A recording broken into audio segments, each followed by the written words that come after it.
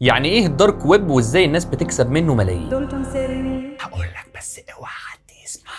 بص يا سيدي، الدارك ويب ده مش مجرد جزء غامض من الانترنت، ده عالم تاني تماما بيحصل فيه كل اللي ممكن تتخيله واللي ما ينفعش تتخيله كمان. بس خليني احكي لك قصه صغيره حصلت فعلا. سنه 2013 كان في شاب اسمه روس اوبلرت قدر يفتح موقع على الدارك ويب اسمه سيلك رود. الناس كانت بتسميه امازون بتاع الضلمه. ليه؟ لانك كنت تقدر تشتري من عليه اي حاجه، من حاجات عاديه جدا لحد حاجات غير قانونيه تماما. اسواق سوداء كامله، ناس بتبيع بيانات مسروقه، بطاقات بنكيه، برمجيات اختراق، واحيانا حاجات اخطر من كده بكتير. وكل المعاملات دي كانت بتتم بعملات مشفره زي البيتكوين عشان ما حدش يعرف مين بيدفع لمين، واللي داخل اصلا ما حدش يعرف هويته. بس في النهايه الاف بي اي قدروا يوصلوا له بعد مطارده الكترونيه استمرت لشهور، وقفلوا الموقع والواد اتحكم عليه بالسجن مدى الحياه. ومن بعدها العالم كله بدا يخاف من الدارك ويب، لانها كانت اول مره الناس تكتشف ان في عالم كامل شغال تحت رجلينا واحنا مش شايفينه. الناس اللي هناك مش بتكسب فلوس عاديه، دي بتلعب على مستوى تاني خالص. بس كل جنيه بيجي من هناك بيكون وراه خطر ممكن يهد حياتك كلها. اهم حاجه ما تنساش كيف انك عظيم في نظر نفسك، وما تنساش تعمل لي فولو عشان تعرف مني حاجه عن كل حاجه.